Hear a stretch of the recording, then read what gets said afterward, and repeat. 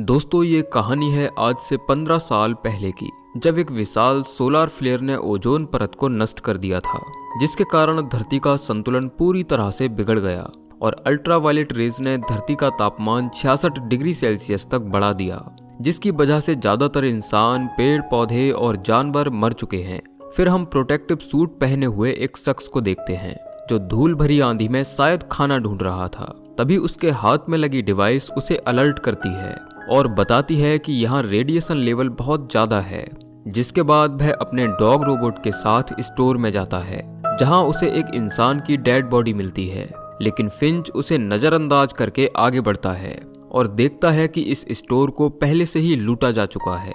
लेकिन खुशकिस्मती से उसे थोड़ा डॉग फूड मिल जाता है, जिसे देखकर वह कहता है कि लगता है आज कोई बहुत खुश होने वाला है। फिर वह स्टोर की बाहरी दीवार पर एक निशान बना देता है, जो इस बात की पहचान था कि वह यहाँ आ चुका है। अब वह अपना ट्रक लेकर शहर के अंदर जाता है और गाड़ियों को टक्कर मारता हुआ अपनी ही मस्ती में आगे बढ़ता है। तभी उसके हाथ में लगी डिवाइस फिर से बजने लगती है और सामने देखने पर पता चलता है कि एक बहुत ही विशाल बवंडर तेजी से उसकी ही तरफ आ रहा है। फिर वह जल्दी से ट्रक को वापस घुमाकर घर की तरफ भागता है और समय रहते अपने ठिकाने पर पहुंच जाता है। दरअसल ये फिंच है, जो पहले एक रोबोटिक्स इंजीनियर हुआ करता था, लेकिन अब वह अपने डॉग और एक हेल्पर रोबोट के साथ इसी फैक्ट्री में रहता है, जिस कंपनी के लिए पहले वह काम करता था।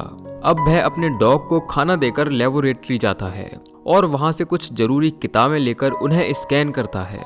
दरअसल फिंच एक ह्यूमनॉइड रोबोट पर काम कर रहा है, ताकि उसके मरने के बाद ये रोबोट उसके डॉग का ध्यान रख सके, क्योंकि फिंच एक जानलेवा बीमारी से जूझ रहा है जो कभी भी उसकी जान ले सकती है। इसीलिए फिंच उस रोबोट को जल्द से जल्द बनाना चाहता था। फिर एक दिन फिंच को अपने काम में कामयाबी मिलती है और वह रोबोट बोल उठता है। ये देखकर फिंच की खुशी का ठिकाना नहीं रहता और वह अपने डॉग से कहता है कि मुबारक हो, तुम्हें एक नया दोस्त मिल गया। अब फिंच उस रोबोट से कुछ जरूरी सवाल पूछता है। ये रोबोट बताता है कि मेरे 4 डायरेक्टिव्स हैं, जिनमें से पहला है कि कोई भी रोबोट इंसान को चोट नहीं पहुंचा सकता और कोई भी रोबोट अपनी वजह से इंसान को चोट नहीं पहुंचने देगा। फिंच कहता है कि ठीक है, अब मुझे चौथे डायरेक्टिव के बारे में बताओ। रोबोट बताता है कि फिंच की गैर हाजिरी में रोबोट डॉग की हिफाजत करेगा और डॉग को कुछ नहीं होना चाहिए। ये सबसे जरूरी डायरेक्टिव में से एक है। अब सवाल जवाब चल ही रहे होते हैं कि तभी अचानक लाइट चली जाती है। फिर फिंच छत पर जाकर लाइट ठीक करता है और देखता है कि एक विशालकाय तूफान तेजी से उनकी ही तरफ बढ़ रहा है। फिर वह नीचे आकर उस रोबोट को वेदर स्टेशन से कनेक्ट करता है और कहता है कि मुझे मौसम के बारे में सारी जानकारी बताओ। ये रोबोट जानकारी देता है कि तूफान यहाँ अगले 24 घंटे में पहुंच जाएगा, जो बेहद ही भयंकर होने वाला है, और ये तूफान अगले 40 दिन तक चलेगा। ये सुनकर फिंच की चिंता और बढ़ जाती है, क्योंकि अगर ये लोग इस जगह रुके तो ये तूफान इनकी जान ले लेगा। इसीलिए वह यहाँ से जाने का निर्णय करता है। फिर मैप को ध्यान से देखने पर पता चलता है कि वेस्ट उनके लिए ठीक रहेगा। वह अपने डॉग गुडियर से कहता है कि हम सैन फ्रांसिस्को जाएंगे। अगर किस्मत अच्छी रही तो शायद खाना और रहने की जगह मिल जाएगी। तभी फिंच की नाक से खून टपकने लगता है, जिसका मतलब था कि उसे सब कुछ जल्दी जल्दी करना होगा। फिर वह उस रोबोट को तैयार करता है, लेकिन तूफान के आने तक उसके अंदर केवल 72% डेटा ही ट्रांसफर हो पाता है, यानी कि इस रोबोट के अंदर काफी जानकारी अभी आधी अधूरी है। इसीलिए उस रोबोट को ट्रेनिंग की जरूरत थी। फिर वह उस रोबोट को चलना सिखाता है। जैसे जैसे फिंच चलता, रोबोट भी ठीक उसी तरह उसकी नकल करता है। फिर वह खाने पीने की जरूरी चीजें और दवाइयां लेकर अपनी वैन में पहुंचता है और ये लोग सैन फ्रांसिस्को के लिए निकल पड़ते हैं। फिंच की वैन एक मॉडिफाइड वैन होती है, जो बाहर के तापमान और रेडिएशन से पूरी तरह सुरक्षित है। अब ये लोग सफर का आनंद लेते हुए आगे बढ़ते हैं। तभी वह रोबोट खाली पड़े शहरों को देखकर पूछता है कि सब लोग कहाँ गए। फिंच कहता है कि लंबी कहानी है, फिर कभी फुर्सत में बताऊंगा। अब फिंच एक सुरक्षित जगह देखकर गाड़ी रोकता है और उस रोबोट से कहता है कि चलो, मुझे तुम्हें बहुत कुछ सिखाना है। फिर ये लोग खाने की तलाश में एक थिएटर के अंदर जाते हैं, जहां इन्हें कुछ पॉपकॉर्न्स मिलते हैं। फिंच उन्हें लेकर बाहर आ जाता है और जैसे ही उन्हें एक प्लेट के ऊपर रखता है तो वह अपने आप उछलने लगते हैं। दरअसल फिंच रोबोट को ये सिखाना चाहता था कि बाहर का टेम्परेचर कितना ज्यादा है, तभी ये लोग देखते हैं कि ववंडर तेजी से इनकी तरफ बढ़ रहा है, जिसके बाद फिंच तुरंत यहाँ से निकल जाता है। लेकिन फिंच देखता है कि तूफान की रफ्तार बहुत ज्यादा है, इसीलिए वो लोग भाग नहीं पाएंगे। जिसके बाद वह बैन को साइड में लगाता है और आरवी को सुरक्षित करने के लिए चारों तरफ कीलें ठोंककर केबल से बांध देता है। रोबोट भी इस काम में फिंच की मदद करता है और तूफान के आने से ठीक पहले ये लोग बैन को मजबूती से बांध देते हैं। हालांकि बवंडर इतना तेज होता है कि बैन हवा में उड़ने लगती है। उसकी कई रस्सियां टूट जाती हैं, लेकिन आज इनकी किस्मत अच्छी थी। फिर तूफान के थमते ही फिंच बैन से बाहर आता है और देखता है कि गाड़ी का एक टायर बेकार हो गया है। ये देखकर फिंच काफी परेशान हो जाता है, क्योंकि उनके पास दूसरा टायर तो था लेकिन उसे बदलने के लिए जैक नहीं था। तभी वह रोबोट उसका काम आसान कर देता है और अपने एक हाथ से ही बैन को ऊपर उठा देता है, जिसके बाद फिंच आसानी से गाड़ी के टायर को चेंज कर पाता है। अब रोबोट की मदद पाकर जैक को बहुत अच्छा लगता है। वह कहता है कि आज तुमने बहुत अच्छा काम किया, इसीलिए मुझे लगता है कि तुम्हें एक नाम दे देना चाहिए। फिंच उसे जेफ नाम देता है। अब ये लोग रात को इसी जगह पर रुकते हैं। फिंच अपना सूट रिपेयर करता है और जेफ को कुछ जरूरी बातें सिखाता है। फिर अगली सुबह जैसे ही सूर्य देवता प्रकट होते हैं तो बैन की छत पर लगे सोलार पैनल्स अपने आप खुल जाते हैं। तभी फिंच की नींद खुलती है और वह देखता है कि जेफ कुत्ते की नकल कर रहा है। फिंच कहता है कि सुबह सुबह ये शोर शराबा करना बंद करो। जेफ कहता है कि ये डॉग शायद मुझे पसंद नहीं करता। फिंच कहता है कि ऐसा नहीं है, बस अभी इसे तुम पर भरोसा नहीं है।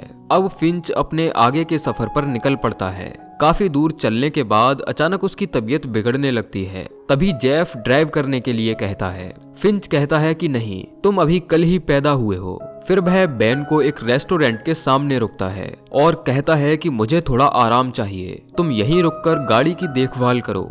फिर वह बैन से उतरकर रेस्टोरेंट के अंदर चला जाता है, जहां उसे जोर जोर से खांसी होने लगती है और उसके मुंह से खून आने लगता है। जेफ की आवाज सुनकर उसका डॉग भी उसके पास आ जाता है। अब जेफ बैन में अकेला था और तभी उसका खुरापाती दिमाग चलने लगता है। वह कूदकर गाड़ी की ड्राइविंग सीट पर बैठ जाता है और उसे चलाने की कोशिश करने लगता है। जब फिंच बैन को चलते हुए देखता है तो वह दौड़कर बाहर जाता है और देखता है कि जेफ ने बैन को एक गाड़ी में ठोक दिया है। अब चूंकि फिंच बिना यूवी सूट के धूप में बाहर नहीं जा सकता था, इसीलिए वह वहीं खड़े होकर जेफ से बात करता है और कहता है कि अभी तुम आरवी चलाने के लिए ट्रेंड नहीं हो, इसीलिए मेरा यूवी सूट मेरे पास ले आओ ताकि मैं बैन तक पहुंच सकूं। लेकिन जेफ उसकी बात को ठीक से समझ नहीं पाता और वह बैन को दोबारा से ड्राइव करके वापस से ठोक देता है। ये देखकर फिंच को बहुत गुस्सा आ जाता है। वह जेफ को नजदीक बुलाता है और अपने हाथ को जैसे ही धूप में बाहर निकालता है तो उसकी स्किन जलने लगती है। फिंच कहता है कि माना तुम कल ही पैदा हुए हो, लेकिन अब बड़े होने का वक्त हो गया है। मैंने तुम्हें इसलिए बनाया है ताकि तुम इस कुत्ते का ध्यान रख सको, क्योंकि ये तुम्हारी तरह धूप में सरवाइव नहीं कर सकता। अब फिंच अपना आगे का सफर जारी रखता है। तभी उसे लगता है कि अब समय आ गया है। फिर वह जेफ को ड्राइव करना सिखाता है। उसकी लर्निंग कैपेसिटी बहुत अच्छी होती है और वह कुछ ही देर में ठीक से ड्राइव करने लगता है। ये देखकर फिंच को बहुत खुशी होती है।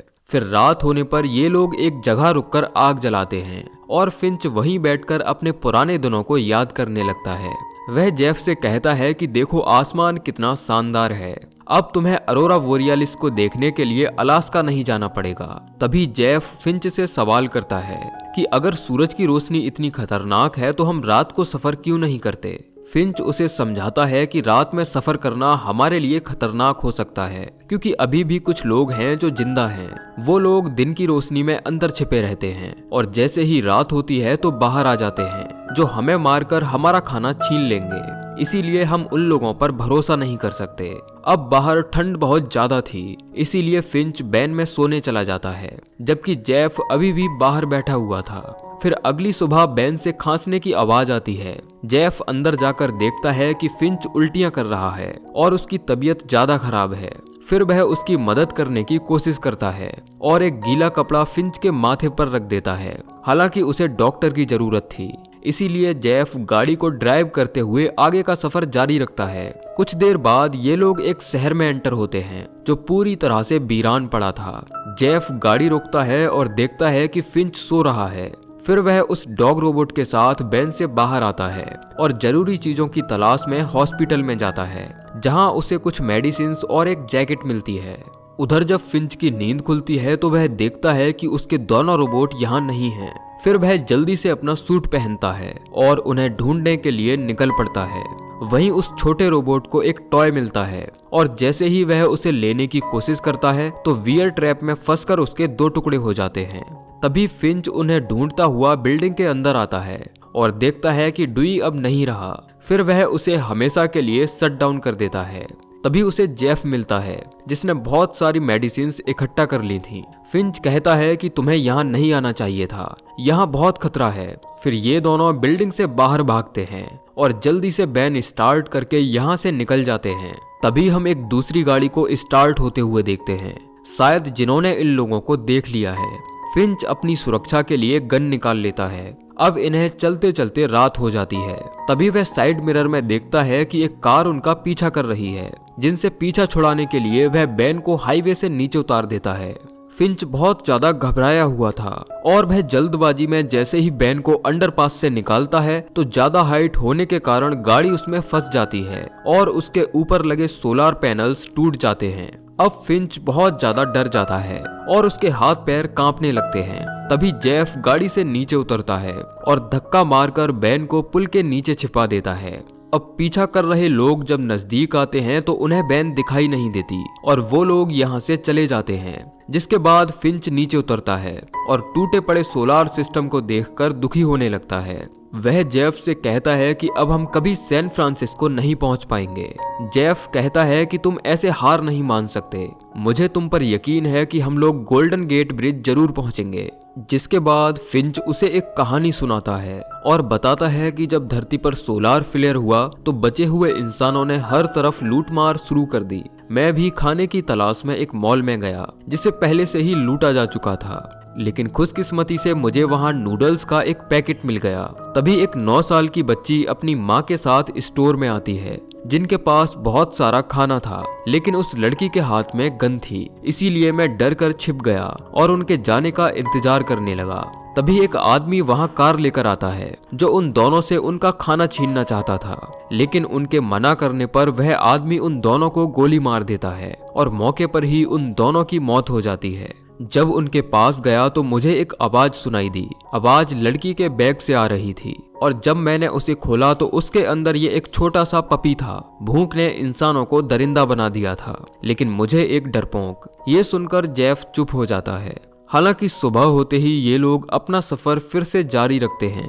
ड्राइव करते करते जेफ पोस्ट कार्ड्स को पढ़ने लगता है जो फिंच के डैड ने भेजे थे। तभी अचानक एक तितली गाड़ी के शीशे से टकराती है। जब ये बात जेफ फिंच को बताता है तो उसे बहुत हैरानी होती है। फिर वह अपना एक हाथ गाड़ी से बाहर निकालता है और देखता है कि यहाँ कोई यूवी रेडिएशन नहीं है।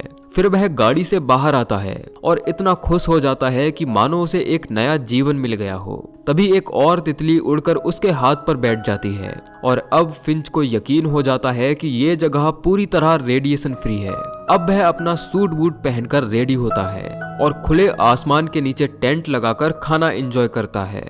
तभी जेफ कहता है कि तुमने मुझसे झूठ कहा था कि गोल्डन ब्रिज गेट वाला कार्ड तुम्हारे अंकल ने भेजा था, जबकि इसके पीछे तो डैड लिखा हुआ है। फिर फिंच उसे बताता है कि मेरे डैड आर्मी में थे जो किसी तरह के ब्रिज बनाते थे, लेकिन मेरे पैदा होने से पहले ही वो हमें छोड़कर चले गए और उनसे कभी हमारी बात नहीं हो पाई। फिर एक दिन मेरे 15वें जन्मदिन पर मुझे ये पोस्ट कार्ड मिला जिस पर डैड लिखा था। उन्होंने कहा था कि वो मुझसे गोल्डन ब्रिज गेट पर मिलेंगे, इसीलिए उन्हें इम्प्रेस करने के लिए मैंने ये सूट खरीदा, लेकिन हम कभी मिल नहीं पाए। फिंच बताता है कि मैंने इतने सारे पोस्ट कार्ड्स इसीलिए जमा कर रखे हैं क्योंकि मैं पूरी दुनिया घूमना चाहता था और उस गोल्डन ब्रिज गेट पर खड़े होकर वहां की खूबसूरती को निहारना चाहता था, लेकिन ऐसा कर नहीं पाया। हम इंसान भी बहुत अजीब होते हैं, जब समय होता है तो मौके से चूक जाते हैं। जेफ कहता है कि कोई बात नहीं, हम अभी वहां जाकर साथ में घूमेंगे। फिंच कहता है कि नहीं, मैं अब मरने वाला हूँ, तुम मुझसे वादा करो कि मेरे जाने के बाद तुम इस डॉग का ख्याल रखोगे। ये सुनकर जेफ हाँ में सिर हिलाता है।